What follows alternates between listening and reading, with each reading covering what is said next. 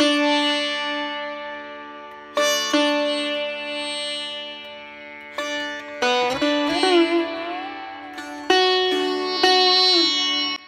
Everyone, good morning. কেমন আছেন সবাই? আশা করি সবাই খুব ভালো আছেন, আর আমরাও ভালো আছি।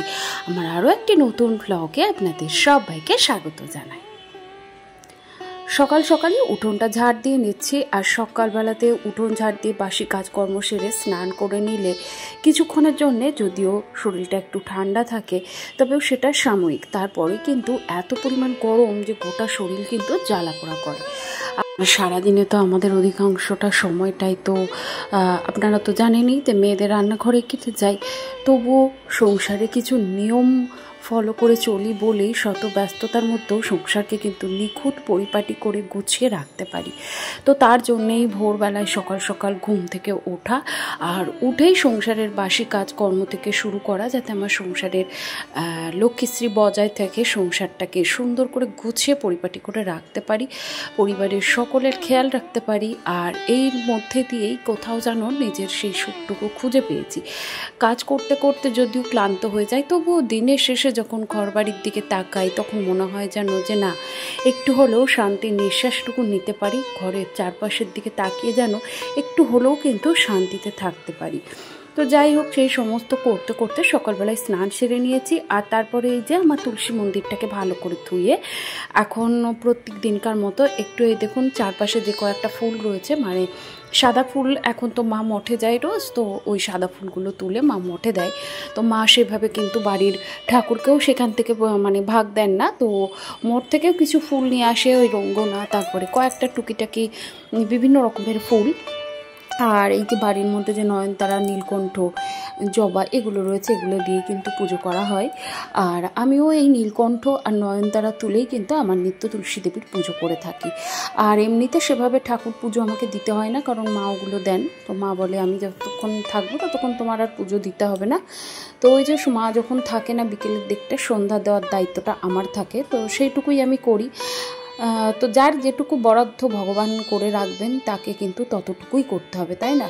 আমি চাইলেই তো আর ভগবান সেটা দেবেন না। আমার যতটুকু অধিকার বা আমার যতটুকু প্রাপ্য আমি কিন্তু ততটুকুই পাবো।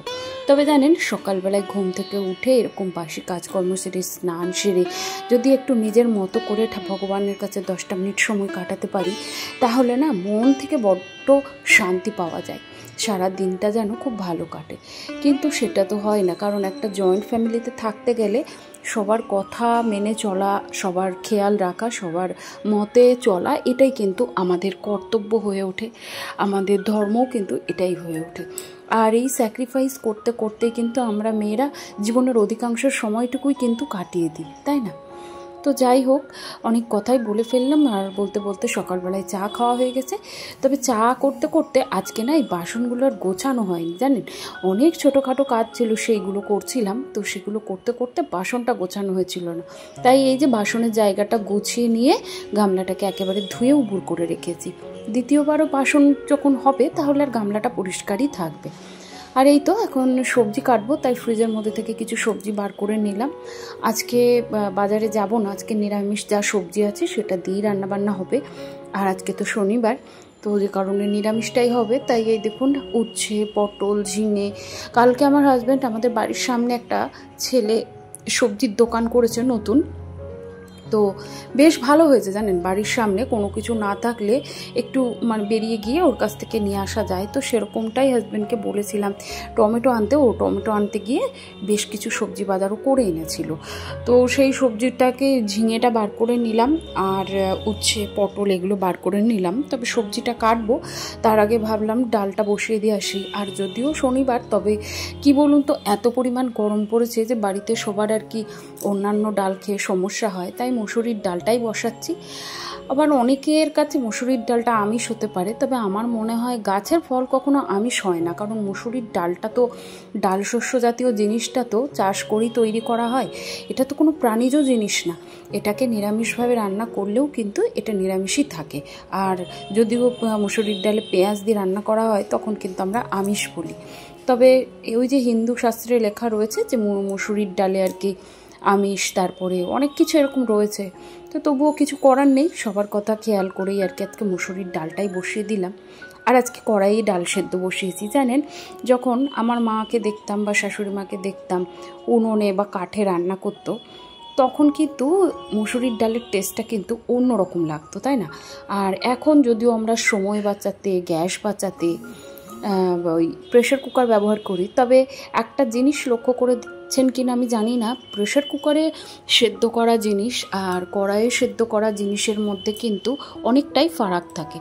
তবে আমার তো এটা মনে হয়, আচ্ছা আপনাদের কি মনে হয় আমাকে প্লিজ জানাবেন। তো যাই হোক, ওদিকে সবজি কেটে নিয়েছি, আর সবজি কাটতে বেশ অনেকক্ষণ সময় লেগে গেছে, কারণ আমার একটু সবজি কাটতে সময় লেগে যায়।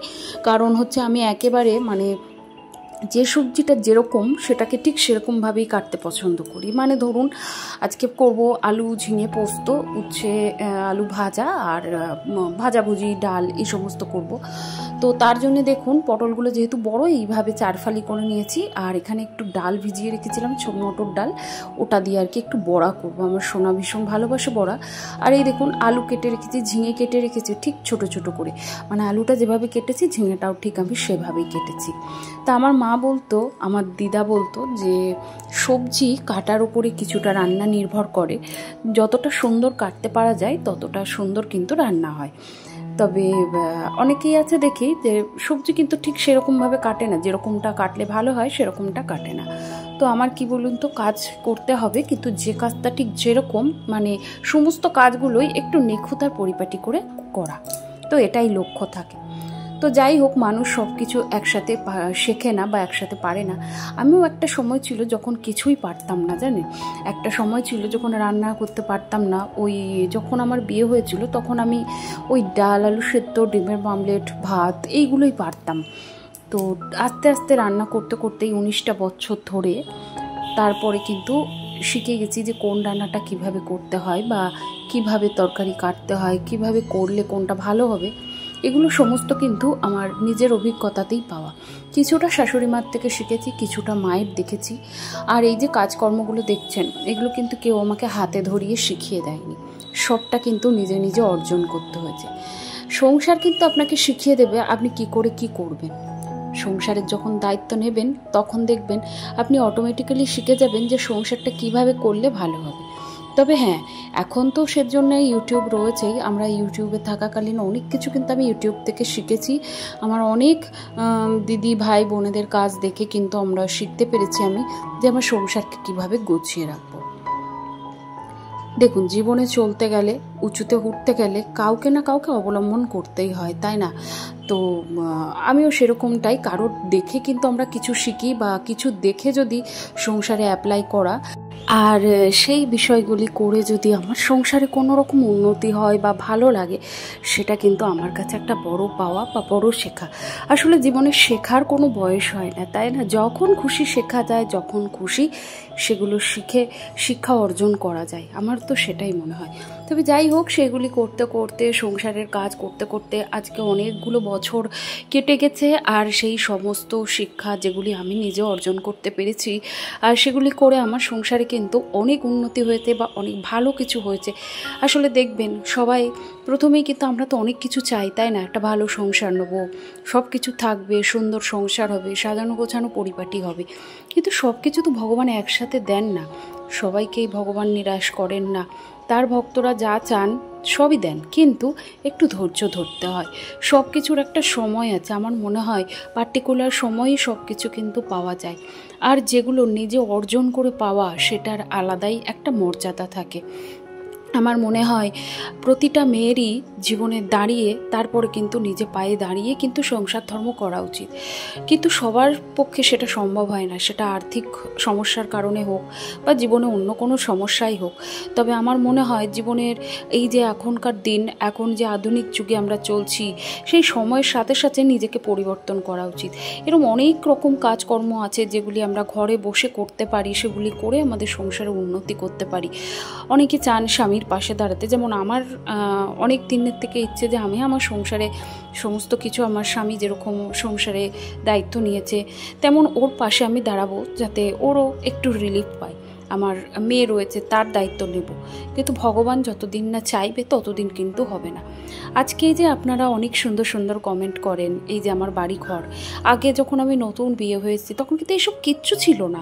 দুটো ঘর ছিল, এই যে পুরনো ঘর দুটো দেখছেন, ঠিক ওই দুটো, আর রান্নাঘর তো ছিলই না বলতে গেলে।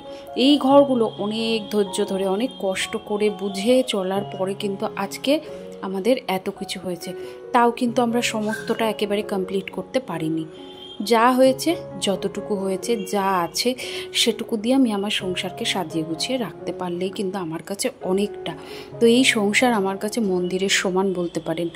যে আমি সবসময় মনে করি যতটা আমি আমার সংসারকে সাজিয়ে গুছিয়ে যত্ন করব, ততটাই কিন্তু আমার মনে হয় যে ভালো, যে আমার একটা শান্তির জায়গা এই সংসার, এই ঘর, এই ঘরের পরিবারের লোকজন, এরাই কিন্তু আমার কাছে আপনজন। বাবা মার পরে যদি কারোকে কেউ আমাকে ভালোবেসে থাকে তো সেটা হচ্ছে আমার হাজবেন্ড, আমার মেয়ে, আমার পরিবারের লোকজন। তাই তাদেরকে ভালো রাখা, তাদেরকে মানে যত্ন করা, তাদের খেয়াল রাখা, এটা আমার একটা দায়িত্ব বলবেন বা কর্তব্যের মধ্যে পড়ে। তো যাই হোক, সেই সমস্ত কিছুই করে চলেছি। আর অবশ্যই ভগবানের আশীর্বাদ, আপনাদের ভালোবাসা পাশে থাকলে একদিন না একদিন দেখবেন ঠিক নিজে পায়ে দাঁড়াতে পারবো বা নিজের স্বপ্নগুলো, ছোট ছোট ইচ্ছেগুলো পূরণ করতে পারবো। তো যাই হোক, অনেক কিছু কথা বলে ফেললাম আর অনেক রান্নাবান্নাও করে ফেলেছি। তো এই দেখুন আজকে রান্না উচ্ছে আলু ভাজা, আর এখানে হচ্ছে ঝিঙে আলু পোস্ত, ডাল, পটল ভাজা, আর এই যে দুটো বাটিতে রেখেছি, এই দুটো হচ্ছে রাত্রিবেলাকার জন্যে। যে গরম পড়েছে এই একবারই সমস্তটা করে ফেলছি। তো যাই হোক, এখন সকলকে খেতে দিয়ে নিয়েছি, এবার করব স্নান, তারপরে নিজে খাওয়া দাওয়া করে একটু রেস্ট নেবো। তো চলুন আজকের ভিডিওটা এই পর্যন্তই। সবাই খুব ভালো থাকবেন, সুস্থ থাকবেন, আবারও দেখা হবে।